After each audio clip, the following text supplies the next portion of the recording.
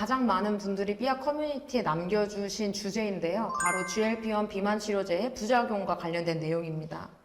무기력증부터 췌장까지 많은 분들이 다양한 질문 남겨주셨어요. 네.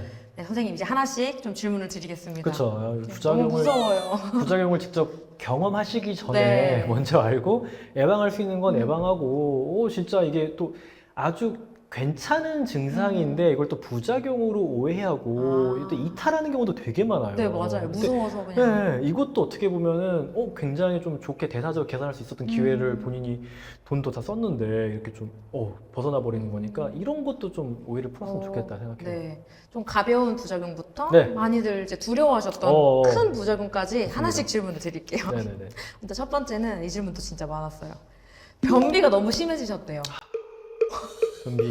이거 진짜 문제되죠. 네. 네, 실제 문제가 되고 장 운동을 좀 느리게 하는 것도 있어요. 장 운동을 느리게 하고 실제 이제 섭취량이 많이 줄어드니까 네. 이게 당연히 뭐 덩어리를 만들 게 없으면은 변비가 생기겠죠. 그렇죠. 조금 먹으니까. 네, 그리고 이게 위고비나 마운트를 하면은 갈증도 조금 덜 느껴요. 사람들이 수분 섭취량도 줄어들겠죠.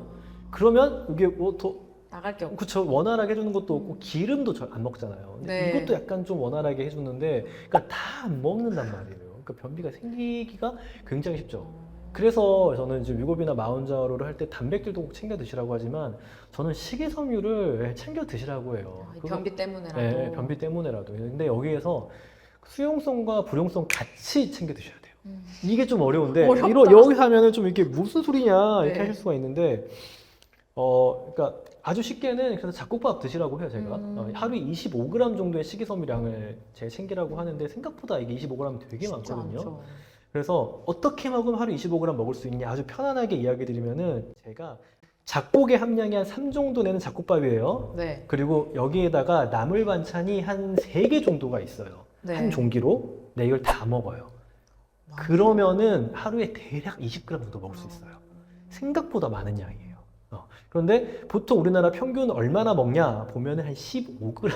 그렇죠. 그거 먹기도 쉽지 않을 것 15g 같아요. 먹고 되게 네. 훌륭하신 분인데, 그러니까 이것도 그쵸. 생각보다 저도 많이 먹는다 생각을 했어요. 네. 왜냐면 우리가 과일 같은 거 이런 걸 한번 그리고 어떤 케일이나 뭐 당근 같은 거는 식이섬유 농도가 높거든요. 네. 이런 거를 좀 드시면은 좀 많이 드시죠. 그래서 일단 식이섬유 섭취량이 너무나 부족한 경우들이 많다. 그래서 뭐 식이섬유 좀 챙겨 드셔도 되고 그런 게 어렵다. 그러면은 뭐 차전차피나 뭐 이런 수용성, 불용성 또 약간 뭐 여러 가지 이제 동물건조 가루 같은 것들 이런 거 같이 있는 제품들이 있어요. 네. 이런 거를 좀 드시는 것도 괜찮다.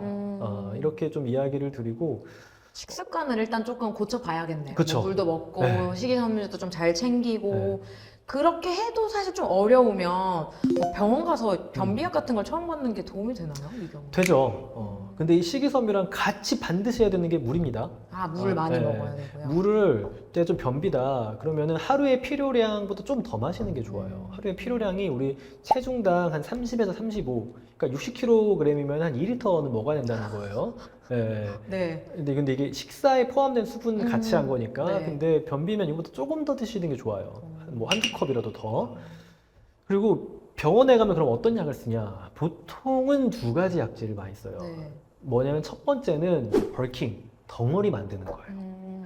아주 직관적이죠. 네. 이제 그게 쉽네요. 뭐 그쵸, 약간 이런 식이섬유 제제, 차전차피 같은 수용성 식이섬유 제제 같은 거 쓰는 거예요.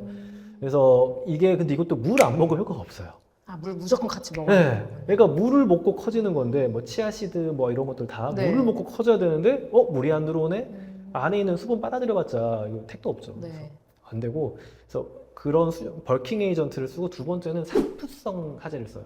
이거는 그건 이제 뭔가요? 산투압이 좀 있어서 수분을 해가지고 안에 어떤 그 윤활이나 약간 이거 좀 매끈하게 좀 들어갈 수 있게 약간 이 덩어리도 이제 좀 풍성을 약간 더 하지만 이 약간 원활하게 내려올 움직일 수 수 있게 있게. 좀 설사같이도 할 수 있죠. 이렇게 뭐 하면은 그래서 이 2가지 약을 훨씬 더 많이 써요.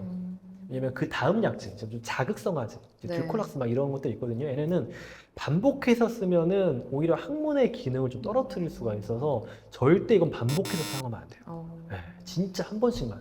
요 항문 그쪽에 무력증 올 수 있으니까. 네. 그래서 앞선 이 2가지로 보통 우리가 해결을 한다라고 생각을 하고, 근데 보면은 결국 그래서 원리가 제일 많이 쓰는 게 벌킹 에이전트라고 했잖아요. 결국 식이섬유를 많이 먹는 거예요. 근데 거기에 물을 같이 먹는다라는 네. 거고, 그리고 지방 섭취량이 줄어드니까 뭐 올리브유 같은 게 담낭 질환을 좀 예방해 줄 수도 있지만 변비도 조금 완화해 줄 수가 있어서 이런 올리브유 같은 걸 좀 드시는 것도 도움이 되고요.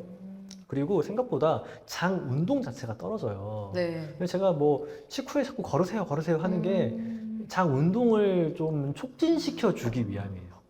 그래서 이게 약간 다 연결이 되네요. 연결이 돼 있어요. 물도 많이 먹어야 되고 네, 맞아요, 식단도 맞아요. 식이섬유 잘 챙기고 지방도 적절히 잘 먹어주고 하는 게 운동 식단에도 도움이 되지만 이런 변비 같은 부작용을 예방하는 것에도 네. 같은 맥락에서 다 그렇죠. 연결이 돼 있어요. 그래서 제가 말하는 게 작은 노력이지만 굉장히 좀 그 다양한 효과를 볼 수 그러네요. 있는 것들을 이제 제가 이야기하는 거라서 예. 뭔가 다 연결되어 네. 있는 네, 변비 다들 기억하시길 바랍니다. 물 많이 드시고 식이섬유 잘 챙겨 드시고 너무 심하시면 병원도 당연히 가셔서 약도 처방받으시면 좋겠습니다. 아 그건 있어요. 또 근데 그 변비에 먹을 수 네. 있는 음료라고 실험이 되게 많이 나와 있잖아요. 그것도 많이 드시는 것 같아요. 네. 뭐 올리브영이나 편의점에서 네. 사서 드시는 것 같은데 효과 있나요? 그거 성분 꼭 보세요.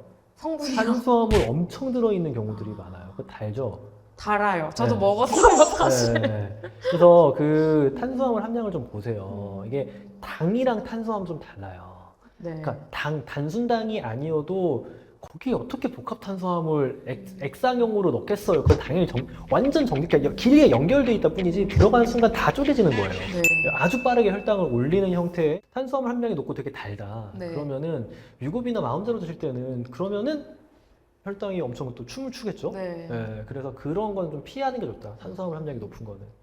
부작용 피하려고 먹을 그쵸. 수는 있으나 먹을 때 탄수화물 함량을 잘 봐야 된다. 그렇죠, 그렇죠. 전 높은 걸 먹었던 것 같습니다. 왜냐면 굉장히 맛있었고 그거 보통 먹고 계속 음료수더라고요. 먹더라고요. 네, 저도 뭔지 아는데 맛있어요. 이건 음료수인데? 네. 한 번도 본 적 없었어요. 어. 그냥 변비에 대한 부작용이 심하니까 지금 갑자기 저 커밍아웃 했는데 네, 아니 진짜 미국이 쓰고 힘든 거예요. 맞아요. 그래서 다들 이제 커뮤니티에서도 그런 그런 올리브영에서 그런 음료 사서 먹었더니 좋았다 하셔서 저도 이제 사서 먹어봤는데 효과는 있었는데 뭔가 그 뒤에 과자도 많이 먹고 네, 좀- 마카롱도 사 먹고 했던 거 맞아요. 그게 혈당 변동폭을 그거 진짜 많이 들었어요. 그렇네요. 당장 가서 한번 네. 확인해보고 저도 물 많이 2리터씩 마셔보겠습니다. 물 중요합니다. 네. 그리고 또 이제 많이 변비 다음으로 많이 졸리시대요. 그래서 회사에서 그 동료들한테는 말을 하지 않으셨나 봐요. 이런 비만 치료제 쓴다고. 근데 이제 회사에서 조신 거예요. 그래서 혼났다. 네. 다 들키게 생겼다. 나 네. 이거 주사 맞는 거. 너무 졸리시대요. 이게 그냥 음. 귀여운 수준으로 졸리신 게 아니라 그러면 약을 진짜 중단 좀 해야 되는 건지 어떻게 대처해야 되는지를 물어보셨어요. 그러니까 이게 그 각성 정도를 낮출 수가 있어요. 네. 이게 그 우리의 뇌 장벽을 통과해서 이제 GLP-1이 좀 가거든요. 그래서 거기에서 식욕 중추를 좀 억제해가지고 포만감을 주는 것도 있지만 동시에 이 각성이 되는 그 시그널을 좀 차단하는 게 있어요. 네. 그래서 실제 각성 정도가 좀 떨어지는 졸린 거죠, 말 그대로. 네. 그리고 우리가 식후라는 거는 부교감 신경이 좀 더 우세한 상황이에요. 네. 근데 우리는 되게 자율신경 영향을 많이 받아요. 사자가 갑자기 오면은 잠이 확 깨죠. 그쵸, 동치가 커지고. 그분도 아마 갑자기 이제 졸고 있었는데 선배가 와서 하면은 순간적으로 각성이 확 됐을 네. 거예요. 그게 교감신경인데 우리가 좀 나른하고 그러니까 하나도 안 졸렸어도 되게 지루한 수업을 들으면은 졸려요. 네. 그쵸. 졸음이 슬슬 오면은 이렇게 부교감신경이 항진되기 몸이 이완돼서 부교감신경이 항진되는 거거든요. 그러면 졸려요. 네. 근데 이 GLP-1이 각성도를 좀 낮추고 부교감 신경을 조금 더 항진시키는 그런 게 있어요. 그래서 이거를 그냥 가만히 앉아서 내가 버텨야지. 그러면은 더 안 좋겠네요. 그쵸. 졸음은 우리가 이길 수 있어요. 못 이겼죠. 그쵸. 수업 시간에 사실 근데 우리가 그 수업을 박차고 밖으로 나가면은 잠 확 깰 거예요. 네. 그 그렇죠. 경험 많이 해보셨죠? 되게 비슷해요. 그래서 오히려 각성도를 유지하기 위한 행위를 하시면은 그 졸음이 오지 않아서 버틸만 한 거거든요. 그래서 전 제일 좋은 거는 첫 번째는 햇볕 일단 아침에 보는 거예요. 네. 네, 햇볕은 되게 그 뇌에서의 그 각성 정도를 올릴 수 있기 때문에 햇볕을 보는 거 굉장히 추천드리고 그리고 너무 아침에 진짜 힘들다 그러면은 찬물 샤워 같은 것도 도움이 될 수 있어요. 찬물 샤워도 이게 교감신경 확 한번 올릴 수 있거든요. 그러면은 조금 기운 나네? 그러니까 이게 사실 이게 추우니까 교감신경 향진되는 건데 네. 이게 이제 좀 각성을 일으키기 때문에 괜찮네라고 생각하실 수도 있어요. 그리고 제일 문제되는 거는 보통 식사 후긴 합니다. 네. 식사 후는 원래 부교감 신경이 항진되는 시간이기 때문에 견딜 수가 없게 돼요. 네, 근데 주사까지 쓰면 더 네. 떨어져요. 그래서 식사 후에는 진짜 이게 혈당이 좀 안정화, 그러니까 걷기만 하면은 혈당이 되게 안정화가 되거든요. 네. 그래서 장 운동도 활발해지고, 그래서 식사 후에는 최대한 좀 활동을 무조건 해주라. 한 2, 30분 걸어주거나 아니면은 뭐 스쿼트 한 15개씩 2세트. 이 정도라도 하면은 교감신경도 좀 올라요. 그러니까 활동은 교감신경도 올리거든요. 그리고 이거 반드시 해주시고, 또 다른 거는 간식 같은 걸 드시면 안 돼요. 그러니까 간식이나 이제 그 음료 같은 거는 이게 그 단맛 그리고 혈당 반응 이거에 우리 췌장이 이제 굉장히 민감하게 인슐린을 네. 분비하는 거거든요. 그래서 혈당이 되게 쉽게 떨어져요.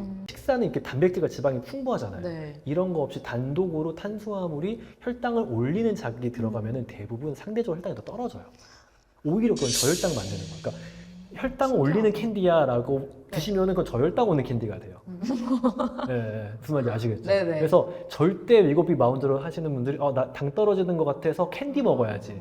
오히려 그러면 오히려 이제 올랐다가 인슐린 폭탄 맞고 이제 툭 떨어지는 혈당이 떨어집니다. 그러면 두 번 맞는 거예요. 네. 혈당이 빠르게 떨어지는 이 기울기에서 한번 우리의 뇌는 네. 스트레스를 받고요. 실제 혈당이 떨어지면 여기서 한번 또 타격을 받고. 받고 그러니까 이중으로 타격을 받으니까 간식이나 음료 같은 거 졸리면 드시지 마세요. 오히려 잠 깨려고 막 간식이나 이런 거 찾지 말고 밥 먹고 나서 움직이고 그쵸, 찬물 그쵸. 샤워도 하고 너무 졸리면 뭐 용량 앞서 말씀해 주신 것처럼 용량을 좀 줄여야 용량을 될 좀 수도 줄이거나 있어요. 뭐 주기를 좀 조정하거나 그래서 네네. 상담하에 하면 되겠고요. 네네. 저는 근데 이제 밥 먹고 좀 걷는 편이라고 말씀드렸잖아요. 그러다 보니까 졸리는 것에 대한 부작용은 네네. 없었고 네, 이거 사람마다 되게 다른 네, 것 같아요. 변비 부작용만 있었네요. 또 여쭤봤던 게 이건 좀 보면서도 비슷한 맥락인 것 같긴 한데 네. 그 감각을 낮춘다고 설명을 주셨는데 우울감에 대한 우울감을 좀 느끼는 것 같다. 이 주사를 쓰고 나 오히려 좀 기분이 다운되고 무기력하고 아무것도 하기 싫고 우울해지는 것 같기도 하다. 그래서 좀 무섭다. 이런 거는 약을 그냥 또 중단해야 되냐. 그러니까 제가 보니까 부작용을 느끼시는 분들은 무조건 나 이거 부작용인데 의심을 하시고 그러면 중단해야 되냐 이렇게 많이 질문을 남겨주셨어요. 반드시 좀 이야기를 꼭 네. 선생님이 하셔야 되는 게 분명하고요. 그러니까 이게 또 무기력이랑 우울감은 좀 다르기는 해요. 근데 이 위고비나 마운자, 특히 위고비죠. 위고비 네. 쪽은 투약을 했을 때 장기적으로 우울감이 떨어지고요. 자살 사고가 감소하는 연구들이 점점점 쌓이고 있어요. 반대네요. 네. 흥미롭죠. 네. 그런데 왜 초반에는 왜 이렇게 오히려 좀 우울감을 느끼거나 이런 사람들이 많았다고 이야기했지라는 것도 이제 저희도 임상에서 좀 경험을 하고 하니까 그건 있어요. 워낙에 뭔가 이제 내가 특정 뭐 초콜릿에 중독이 돼 있었다. 그러면은 초콜릿을 먹어도 그만큼의 감흥이 없어요. 그쵸, 행복하지 않죠. 맛있지 네. 않죠. 감흥이 없어요. 그러니까 맛은 느껴지는데 말 그대로 이거는 맛이랑 좀 다른 개념으로 그만큼의 보상을 뇌가 안 줘요. 그런데 이게 뭐냐면은 내가 원래 나는 진짜 담배 피는 게 낙이었는데 이제 담배가 맛이 없네? 네. 세상 살 거 없네. 약간 이런 반응일 수가 있는데 이거는 뭐냐면요. 그때 느끼는 일시적인. 그쵸. 그 중독 물질에 대한 좀 무반응, 도파민이 좀 적게 분비되는 거는 사실 그런 좀 불편감이 있으면은 뇌의 보상 체계가 정상화가 돼요. 도파민 수용체들이 오히려 좀 이제 정상화가 되면서 일상적인 다른 자극들에 대해서 더 뇌가 반응하는 상태가 되는 과정일 수가 있어요. 네. 쉽게 생각하면은 운동을 하면은 그게 고통스럽죠. 네. 네, 힘들어요. 힘들죠. 네, 많이 힘들게 하는 적당히 운동 힘든 거 아닙니다. 활동은 되게 재밌어요. 근데 어떤 운동은 좀 힘든데 그 힘들면은 그만큼 근 성장이 되고 대사가 개선이 되잖아요. 이런 현상들이 되게 많이 일어나는데 부신기능 저하증이 있는 사람들이 회복이 될 때는 어느 정도의 피로감 상태를 좀 견디면은 호르몬 생성이 이제 정상화가 돼요. 네. 그러니까 그 힘듦이라는 게 이 힘듦의 신호가 나한테 어떤 부신 호르몬을 만들게 하는 자극으로 작용을 하는 거죠. 오히려 어떻게 보면은 부작용이 아니라 잘 좋게 정상화되는 그쵸. 과정일 수도 있겠네요. 네, 그러니까 나는 음식 중독이었는데 음식을 먹어도 이제 그 예전만큼 중독 반응이 안 일어나니까 낯이 없다라고 좀 느끼실 수가 있는데 그런 과정이 좀 지나면 뇌의 보상 체계가 좀 정상화가 될 수 있다라는 거고 그럴 때 이거 별로 안 좋아도 나는 그래도 할 게 이것밖에 없어 라면서 계속 그 음식을 드시면 보상 체계 정상화가 안 돼요. 인슐린 저항성도 개선이 안 되고. 그래서 그냥 별로 해서 안 좋으면은 그냥 하지 마세요. 네. 안 해도 된다는 시그널이니까. 정상화되는 과정일 수도 있고 만약에 진짜 심하실 경우에는 선생님이랑 그쵸, 그쵸. 충분히 네, 상담하시고 상담을 봐야죠. 네. 근데 정상화되는 과정일 수도 있겠다라는 생각은 진짜 못했던 것 같은데 그럴 수 있겠네요. 예전에 뭐 떡볶이 먹었을 때 행복감이 100이었다면 주사를 맞고 나서는 뭐 맛은 느껴지지만 그 행복감이 한 그쵸. 30으로 줄었거든요, 저도. 그쵸, 그쵸. 그럼 이거는 사실 정상적인 반응인데 그쵸. 이제 그 상태에서 그 부족한 이제 도파민을 식욕이나 이 포만감의 호르몬 사이클이 아닌 다른 데서 찾으시면 되는 거예요. 네. 음식으로 채우지 말고 그쵸, 좀 그쵸. 다르게 네. 먹고 걷고 네. 뭐 산책 같은 거 즐거우니까. 그러니까요. 네. 오늘 산책, 물 많이 마시는 거, 식이섬유 아주 중요하네요. 알아가면. 중요합니다. 그리고 이게 이 약이 국내에 출시된 지, 뭐 미국인 출시된 지 1년이 그쵸. 넘었죠. 1년 다 되어 갖고. 벌써 그렇게 됐구나. 네. 작년 10월 정도였으니까. 네, 맞아요. 그러다 보니까 저희 사용자분들도 이 약을 이제 6개월 이상 쓰신 분들, 이 GLP-1 비만 치료제를 6개월 이상 쓰신 분들이 많아지신 거예요. 근데 이분들이 공통적으로 커뮤니티에 남긴 질문이 있었어요. 뭐냐면, 내 췌장 괜찮냐? 그러니까 이거를 이렇게 장기적으로 썼을 때 아직 증상은 없는데 장기적으로 쓰면 췌장에 나쁜 영향을 주는 거 아니냐? 그런 질문이 있었거든요. 실제로 그런가요? 이게 제가 진짜 이게 확실하게 이야기 드릴게요. 당뇨병 환자분들이 이 GLP-1 제제를 맞으면은 네. 췌장의 기능을 더 오래 유지합니다. 네. 췌장의 기능을 더 오래 유지해요. 네. 오래 그러니까 맞아도? 인슐린 맞을 확률이 감소해요. 다른 약제에 비해서. 네. 이게 왜 그러냐면은 기본적으로 이 GLP-1 제제가 가지고 있는 이 장기 어떤 개선 효과가 네. 있고요. 그리고 이걸 맞으면은 식욕이 좀 억제되시기 때문에 당연히 계속해서 췌장이 인슐린을 만들어내는 활동을 할 필요가 없어지죠. 네. 근데 이 과정은 다 음료를 안 마실 때 이야기예요. 음료 같은 건 안 마실 때. 그러니까 정상적인 식사량이 했을 때. 감소하고 이제 자극적 음식이든 선호도가 떨어지기 때문에 췌장은 훨씬 더 고생을 덜 하고요. 그래서 우리 몸의 인슐린 저항성이 개선이 되고 네. 그럼 췌장이 할 일이 줄어들어요. 그렇죠. 네. 그렇네요. 네, 췌장이 사실 인슐린 만드는 게 이게 일인데. 엄청 일이에요. 이게 췌장이 제가 이게 단백질을 만드는 거거든요. 네. 인슐린이라는 그 단백질 호르몬을 만드는 건데 이거를 췌장이 그 세포에서 만들 때 이것도 잘못 만들면 안 되잖아요. 네. 그래서 안에는 항상 잘못 만든 단백질들을 이렇게 감시하고 제거하는 그런 일도 또 해요. 그걸 해야 돼요. 근데 이 과정에서 잘못 만든 단백질을 제거하려면은 활성산소 같은 게 또 필요해. 이거 없애야 되니까. 그래서 췌장은 그거 만드는 게 진짜 이거 단백질 만드는 것도 일이지만 잘못 만들어진 것들을 계속 감시하고 게다가 이것도 이런 활성산소를 뿌시고 이러는 게 다 일이란 말이에요. 근데 이게 줄어들어요. 그래서 췌장의 기능을 굉장히 오래 유지할 수 있고 그 GLP-1 자체도 여기에 작용을 할 때 정말 그 안에서 그 만성염증 좀 네. 줄여주고 활성산소 좀 줄여주는 역할을 하고요. 췌장한테 또 제일 안 좋은 게 뭐냐? 그러면 고혈당이에요. 고혈당은 당 독성이 있어요. 네. 당 독성이 있어가지고 얘네가 이 췌장의 단백질을 이제 달라붙어가지고 이제 변형을 시키는 것도 있고 얘가 또 말도 안 되는 막 뭐 시그널들이 있어요. PKC나 뭐 엠프로 뭐 이런 애들이 있는데 미토콘드리아 단위에서부터 이 괴롭혀요 세포를. 네. 근데 이런 고혈당이 개선이 되니까 췌장은 더 건강합니다. 오히려 장기적으로 쓴다고 네. 췌장이 망가지는 게 네, 아니라 그러니까- 얘가 일을 덜 하게 네. 만드니까 건강해질 수 네, 있는 거고. 장기적으로 그러니까 확실하게 이건 이야기 드릴 수 있는데 이거 절대 GLP-1을 우리 평생 맞을 줄은 절대 네. 없어요. 그렇게 않기 위해 제가 항상 이런 노력을 하는 건데 평생 맞으면은 나중에 정말 당뇨병으로 인슐린 맞을 확률은 압도적으로 낮을 거예요.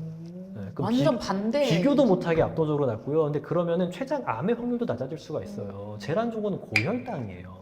고혈당이고 고인슐린 혈증이에요. 췌장이 계속 혈당이 높은 상태에서 인슐린을 계속 만들어낸 상황이 췌장한테는 제일 안 좋아요. 그냥 그거는 학대하는 거예요. 근데 네. 그렇게 이렇게 오히려 반대의 설명을 주셨는데 저희 사용자분들이 췌장에 대해서 고민을 하시고 걱정을 하신 가장 큰 이유가 어쨌든 부작용에 네. 급성 췌장염, 네. 췌장염 이렇게 써져 있으니까 맞아요. 저희 사용자분들은 이거 오래 쓰면 그쵸. 걸릴 수도 있나 보다 이렇게 생각하시는 것 같아요. 그런 가능성도 그럼 있는 거 아닌가요? 근데 이제 아셔야 될 게 췌장염을 일으키는 정말 잘 알려진 리스크 팩터들이 뭐냐. 네. 첫 번째가 비만이고요. 두 번째가 중성지방이 높아져 있는 상황. 그리고 세 번째가 이제 술. 술 많이 드시는 이 세 가지예요. 그래서 원래 비만인 분들은 췌장염의 확률이 굉장히 높아요. 아, 애초에. 네, 그래서 저희가 이제 굉장히 데이터가 많잖아요. 네. 그래서 그 리스크는 항상 있어요. 계속해서 데이터를 보면은 뭐 메타 분석이라고 또 나온 논문들을 다 보고 보고들을 다 취합해보고 너무 많은 사실 사람들이 약제를 썼으니까. 그런데 임상적으로 뚜렷하게 더 많이 생기는 오. 증거가 없어요. 네, 끈. 그러니까 그냥 비만인 사람들, 그래서 그냥 위약을 썼던 사람들이랑 이 그냥 뮤고비나 마운자를 썼던 사람들이랑 발생률 자체는 큰 차이가 없어요. 근데 이거는 좀 이런 측면도 있긴 합니다. 동물 실험에서 보면은 네. 이 이제 그 췌장의 그 쇄도나 이런 것들에 대해서도 이 GLP-1이 작용을 해요. 네. 그래서 이 쇄도를 좀 더 성장시켜서 아주 조금 리스크를 올릴 수 있는 이론적 백그라운드들 좀 있긴 해요. 네. 그런데 이 미곱이나 마운자를 쓰면 체중이 원래 감소하고 중성지방이 감소하거든요. 그러니까 이거는 보호 효과죠. 네. 보호 효과와 어떤 그런 기전적인 위험이 있기 때문에 결국 거의 동등하게 나오는 게 아닐까라고 생각을 해볼 수도 있어요. 근데 그러면 어쨌든 그 결과적으로 봤을 때, 결과론적으로 췌장염에 대한 리스크는 비슷하다고 할 수 있어요. 이걸 맞으나 안 맞으나. 그러면은 그 외의 것들로 이제 비교를 해봐야죠. 네. 그 외에서 그냥 압도적으로 미국을 쓰는 게 이득인 거죠. 여기서 둘이 쌤쌤이야. 근데 이 옆에 사업분을 봤더니 여기는 한 100억 적자 볼 때 여기는 1000억 이득을 보네? 그러면은 그러면 선택을 하는 이쪽 거죠. 선택을 하는 거죠. 그래서 췌장염이 걱정돼서 안 맞을 이유는 사실 없다라고 이야기를 드리고 싶고, 다만 췌장염의 과거력이 있던 사람들은 네. 아주 뭐 절대 안 된다는 아니지만 굉장히 좀 주의 깊게, 왜냐면 그 사람은 계속해서 과음을 하거나 계속 술이 원인이기도 그쵸. 했으니까. 중독되지 않은 고중성 지방 혈증 같은 게 음. 있을 수도 있어요. 그럼 그거를 조절을 하고 이제 약제를 사용하거나 이렇게 해야 되는 거죠. 네. 이해했습니다. 그럼 약간 이거를 의심해 볼 수 있는 증상이 있나요? 그렇죠. 보통은 두려워하시는 거기 때문에 음. 약간 이런 증상이 있으면 미리 무서워하지는 말고 이런 증상이 있으면 병원을 가보세요라고 네네네. 얘기해드리면 좋을 것 같아서요. 급성 복통의 형태인데 이제 명치 주위 약간 띠를 두른 것처럼 벨트라고 표현하고 네. 등으로 좀 뻗친다라고 아. 표현을 많이 해요. 그리고 식후에 악화가 돼요. 아, 밥 먹고 나서 네, 특히 뭐 배가 기름진 음식 아픈가요? 먹으면은 뭔가 이 여기서 등으로 뻗치듯이 그러니까 췌장이 후복막이라고 등 쪽에 있어요. 네. 약간. 그래서 그쪽 주변으로 띠를 두른 것처럼 아프다라고 표현을 하시고, 앞으로 웅크리면 좀 공간이 생기잖아요. 그래서 네. 앞으로 웅크리면 좀 나아지는. 아.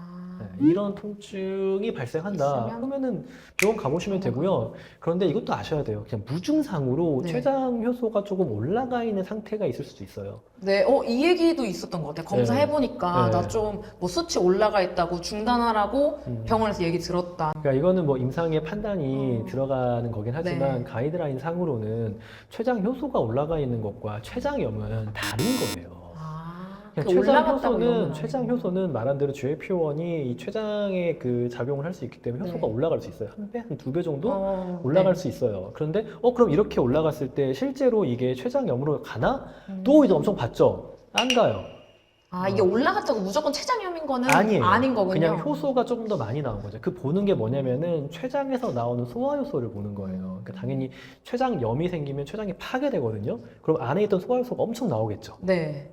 이게 췌장염이에요. 근데 이렇게 되면은 이 소화 효소 자체가 또 췌장을 녹일 수 있어가지고 그러면은 이건 좀 문제가 그러니까 이건 치료를 해야 되는 췌장염인 거고, 그냥 효소가 조금 더 많이 분비된 상황들이 있어요. 췌장 자체는 아주 인택하고 네. 괜찮은데 이거는 그냥 지켜볼 수 있어요. 약제를 쓰면서 이제 보면서 증상을 살피면은 이게 실제 췌장염으로 이어지진 않더라. 라는 게 지금까지의 데이터예요. 췌장염이면 수치가 높은 건 맞는데 수치가 높다고 해서 무조건 췌장염인 거는 절대 네. 아니니까 그런 증상이 있을 때 가서 네. 검사를 해보시면 그렇죠. 되고 그래서 정상이 한 3배 이하, 그러니까 3배 이상이면 추가적인 검사가 필요할 수 있고요. 네. 정상이 3배 이하에서는 좀 봐야 돼요. 너무 재밌네요. 그러니까 이해가 잘 되고 네네네. 저도 사실 그냥 장기적으로 쓰면 이거 무조건 안 좋다 이렇게 생각해서 네. 저도 약간 이거 약을 끊을 때 되게 마음이 급했었어요. 뭔가 길게 쓰면 췌장이 안 좋고 뭔가 위에도 안 좋을 것 같고 근데 반대 얘기기도 하고 낮은 용량으로 장기간 사용하는 거에서도 계속 제가 연구를 좀 해보고 있어요. 많은 네. 사람들이. 근데 워낙에 비만이고 인슐린 저항성 있었던 분들은요, 고인슐린 혈증이랑 고혈당에 있던 사람이에요. 이게 애초에 이게 췌장한테는 그러니까 학대하고 있었던 거예요, 췌장을. 그러다가 이제 좀 살만하게 해주는 거예요. 근데 반대네요. 하지만 반복해서 말하지만 음료를 마시거나 이런 거는 췌장을 또 확대하는 거고 예, 그게 더 위험하다. 예, 저는 당연히 약제를 중단하는 플랜을 반드시 세워야 한다고 생각을 네. 해요. 예, 그런 거 떠나서. 이해했습니다. 전반적으로 많이 들어온 질문이었고요. 이제는 저희 사용자분들 중에서 여성분들이 많이 남겨주신 주제로 또 네. 넘어가 볼게요. 여자분들께서 이 GLP-1 비만 치료제를 쓰고 나서 두 가지 문제. 생리가 너무 불규칙해졌다. 랑 또 반대로 피임약의 효과가 떨어져서 임신 계획에 차질이 생겼다. 그래서 실제로 삐양 여러분 안녕히 계세요. 저 임신해서 떠납니다. 이러시는 글이 올라왔었어요. 그래서 질문이 두 개입니다. 이게 진짜 생리 불순이랑 이 주사가 연관이 있는지 그리고 진짜 피임약의 효과를 떨어뜨리는지 두 가지 질문이 있었습니다. 근데 지금까지 나온 데이터는 이게 그 이게 그 난소에 미치는 영향 그런 것 때문에 생리불순이 생기거나 그러진 않고요. 네. 기본적으로 GLP-1 제제는 굉장히 많은 오간에서 좀 보호한 효과를 가진다 생각을 하시면 돼요. 그게 뭐 난소라고 굳이 애외가 되진 않죠. 네. 그런데 왜 그러면은 생리불순이 생기냐? 생기긴 하는 것 같아요. 많이 네. 남겨주셨어요, 이 네, 댓글을. 생깁니다. 왜 생기냐? 지방 세포가 줄어들면은요 생리불순이 생겨요. 이게 아예 마르신 분들 있죠. 네. 아예 마르신 분들 생리 안 해요. 아, 지방세포가 없으셨어서. 없으면 생리 안 해요. 반드시 지방세포가 있어야 생리를 합니다. 왜냐면은 지방세포가 여자는 워낙에 피하지방이 많아요. 그리고 이 피하지방이 많다는 건 영양상태가 괜찮다는 거고 네. 피하지방이 없다는 건 영양상태가 안 좋다는 거예요. 그 상태에서 임신을 하면 죽어요. 아이도 죽고 엄마도 죽어요. 그래서 우리의 몸은 지방세포가 어느 정도 이하가 되면은 생리를 안 하도록 설계가 되어 있어요. 왜 그렇게 되어 있냐면은 지방세포에서 나오는 렙틴이라는 호르몬이 있어요. 지방세포 양이 비례합니다. 네. 그래서 얘네가 뇌에서 이제 또 키스원이라고 또 어떤 단백질과 또 작용을 해요. 그러면은 그게 우리의 어떤 그 성선을 자극하는 호르몬 축을 활성화시켜요. 그래서 생리를 하는 그 여성 호르몬의 분비 어떤 사이클이 돌아가게 돼요. 그러니까 시작에 좀 지방세포가 있는 거예요. 앞단에. 그런데 비만하신 분들은 뭐야 난 지방 많은데 난 생리 같은 거 좀 불규칙하고 하시는 분들 꽤 있거든요. 네. 근데 그런 경우는 렙틴이 그러니까 그 지방이 너무 많게 되면은 일단 뇌에서는 그 렙틴에 대한 그 저항성이 생기기도 하고요. 인슐린이 올라가 있는 상황, 고인슐린 혈증 이거는 인슐린 저항성 만들어 가지고 남성 호르몬 분비를 촉진시킬 수 있어요. 우리의 어떤 그 사이클을 좀 교란시켜서 그게 이제 다낭성 난소 있으신 네. 분들이죠. 그래서 이렇게 비만이 된 상태도 호르몬으로 되게 흔들리는 상태인데 여기에서 갑자기 살이 빠진다. 근데 이게 너무 빨리 빠지게 되면은 항상 이 지방세포가 만드는 호르몬이 많다가 네. 이 저항성이 좀 생겨요. 우리의 몸은 기본적으로 뭐가 너무 많아. 아씨, 그러면 좀 날 좀 지켜야지. 저항성이 생긴데 갑자기 지방이 빠지기 시작하면은 갭이 확 벌어지는 거예요. 네, 그렇죠. 그러면은 실제 나는 체중이 얼마 안 빠졌는데 나 아직 충분히 지방이 많은데 우리의 뇌는 지방량이 굉장히 적다고 생각해 버릴 수가 있어요. 갑자기 빠졌으니까. 네, 그러면 이 저항성이 남아 있으니까. 그래서 생리가 안 하게 되죠. 이 성선 자극 호르몬의 사이클이 일시적으로 중단이 될 수 있어요. 근데 이거를 좀 속도를 좀 조절하면은 이 렙틴 저항성이 내려와요, 점점. 개선이 돼요. 그럼 다시 두 개 만나죠? 네. 다시 생리를 하겠죠. 그러니까 그건 되게 일시적인 현상이다. 더 건강해지고 있는 건데 그동안 당신이 하도 이게 그 호르몬이 불균형이 있었기 때문에 몸이 보호 장치를 좀 해놓은 거라고 좀 생각하시면 돼요. 맞추는 단계에 이런 현상이 발생할 그쵸. 수가 있는 거네요. 네, 그렇죠. 그런데 너무 계속 빨리 빼게 되면은 네. 이게 더 굉장히 좀 심할 수 있겠죠. 이게 렙틴 저항성이 개선되는 데는 시간이 좀 필요해요. 네. 근데 이것보다 감량 속도가 더 빨라버릴 수도 있어서 이거는 감량 속도를 좀 조정해 가시면서 하는 게 좀 나을 수 있다. 이해했습니다.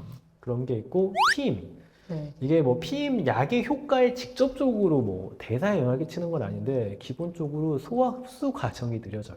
그럼 약의 흡수도 덜 되는 건가요? 아. 약의 흡수 속도가 느려지니까 흡수 속도가 느려지면서 혈중 농도가 그러니까 피임약도 보시면은 매일 먹잖아요. 네. 그래서 이게 그 소화 흡수되는 속도가 다 고려돼서 혈중 농도의 타깃이 있게 설정이 된 건데 이게 흡수되는 속도가 굉장히 길어지면서 타겟이 되는 혈중의 농도가 좀 낮아진 상태가 돼버릴 수가 있어요. 이 GLP-1 비만 치료제랑 피임약 같이 먹으면 네. 흡수를 느리게 만드니까 네. 농도가 타겟이 낮아져 버리는 거예요. 조금 낮아질 수가 있어가지고 그런 경우들이 있어서 뭐 용량을 좀 증량하거나 피임약 용량을 아니요. 이 GLP 용량을 내가 처음 시작했거나 네. 증량하고 있거나 그러면은 경구 피임약 외의 피임법을 같이 사용해라 라고 이야기하고 용량이 좀 안정적이다. 네. 그러면은 이제 한 달 정도 이렇게 좀 익숙해졌으면은 이제 그때는 좀 다시 이제 피임약 사용해 볼 수 있다. 이렇게 지속적으로 다른 거 없이 이렇게 이야기하고 관련이 있어요. 좀 있었던 네, 거네요. 좀 있어요. 흡수 속도 때문에. 결국은 많은 분들이 부작용 질문을 남겨주신 이유가 어쨌든 안전하고 그쵸. 건강하게 살도 빼고 이제 유지도 하고 싶으시니까 미리 좀 부작용을 맞아요. 막고 싶으셔서 이런 질문을 많이 남겨주신 것 같아요. 마지막 한마디로 이 GLP-1 비만 치료제를 사용하시는 분들이 부작용을 최소화하면서 안전하게 비만 치료를 유지하기 위해서 어떤 걸 꼭 기억했으면 좋겠는지 말하고 싶으셨던 내용이 있으실까요? 이거 네. 누구한테 처방받느냐 그래서 굉장히 중요해요. 왜냐면은 GLP-1 제제를 많은 의사들이 아는 것 같지만 사실 잘 모릅니다. 네, 아니 진짜예요. 왜냐면 이게 당뇨병 약제여서 그래요. 네. 네, 당뇨병 약제였고 이 당뇨병 약제에서도 굉장히 그 역사가 좀 긴 약제 중에 하나예요. 근데 이게 부작용으로 살이 빠져가지고 네. 이제 비만 치료제로 이렇게 사용하는 건데 심지어 놀라운 건요 당뇨병 약제 그거 굉장히 좀 잘 사용해야 될 것 같죠. 근데 이 비만 약제로 나오면요 그 당뇨병 약제 용량이 2배로 올라가요.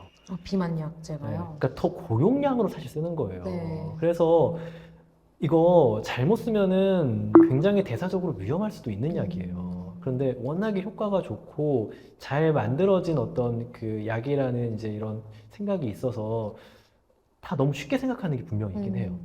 그래서 저는 약제는 좀 내분비내과 전문의, 네, 내분비내과 전문의가 원래 당뇨병 보는 사람이에요. 네. 대사질환 보고 이거 GLP-1 들어가서 뭔 일이 벌어지나 이런 거 보는 사람들이 내분비내과 전문이거든요. 네. 그래서 좀 내가 위고비나 마운자로 이런 거를 맞을 때 조금 이런 약제의 진짜 작용이나 부작용이나 나한테 정말 다양한 일들이 벌어질 겁니다. 왜냐면 진짜 이거는 굉장히 강력한 약제예요. 네. 대사를 굉장히 크게 변화시키는 강력한 약제. 당뇨병에서도 이 약제가 나왔을 때 엄청난 정말 반향이 있었어요. 파장이 있었어요. 앞서 말한 대로 막 이 췌장에 대한 기능이나 네. 이런 것들에 대해서도 굉장히 다양한 정말 연구와 토론이 있었고 그래서 좀 이런 것들을 잘 이해하고 있는 내분비내과 전문의 선생님을 찾아 보시는 게 가장 좋다라고 좀 생각을 합니다. 하루에 인슐린 맞는 것보다 더 강력한 약제를 맞으시는 거니까 전문가 찾아가시면 좋겠어요. 네. 그리고 이게 대사를 바꾸는 과정이고요. 그리고 대사뿐만이 아니라 뇌의 보상 체계를 바꾸는 과정이에요. 근데 이러려면은 시간이 좀 필요하긴 합니다. 그러니까 여러분들이 그 살이 쪘던 그 시간, 그만큼은 아니더라도 몇 년을 쪘을 거예요. 30년 쪘는데 저는 네, 최소한 6개월에서 한 1년 정도, 그러니까 미니멈 3개월 이상 네. 정도는 좀 보시고 6개월 이상 정도는 좀 보시고 살이 빠졌을 때가 끝이 아니에요. 네. 그 과정 속 그리고 그 이후에 대사와 뇌의 보상 체계가 정상화가 되었느냐를 좀 보고 이 약제의 전체적인 치료 그 경과를 결정을 하셔야 네. 반복하지 않고요. 요요가 없고 부작용도 적어요.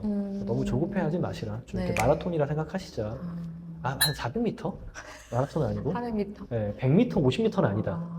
마라톤 너무 이게 네, 막연하니까. 그렇죠. 너무 막역합니다. 400m. 네. 네, 400m. 400m. 아주 현실감 있네요. 400m는. 뛸만 하네요. 한 2km, 400m 는. 2km? 2km 좀 힘들어. 아, 그래요? 결국 이제 부작용 없이 비만 치료 좀 안전하게 하려면 당연히 전문의를 만나야 되는 거고 두 번째는 급한 마음 좀 내려놓고 맞아요. 장기 마라톤이라고 살찐 시간만큼 그거에 반이라도 반에, 시간을 반에. 사실 네. 가져라. 지금 선생님 얘기 들으면서 찔리시는 분들 참 많으실 것 같아요. 네네네. 보통 3달에 10kg 빼야지 6달에 10kg 이거 그렇게 치료될 수 있는 게 아니라고 합니다. 여러분 장기 마라톤으로 생각하시고 부작용 걱정되시면 그만큼 천천히 용량도 올리시고 부작용 걱정될 때마다 선생님도 잘 찾아가서 전문의랑 상의하시고요. 네네. 그렇게 하는 걸로 마무리를 하겠습니다. 다음 편에서는 이제 주사 중단과 또 주사 중단하고 나서 어떻게 다시 체중이 증량되는 거를 방지할지 요요 방지에 대해서 이야기를 나눠볼 텐데요.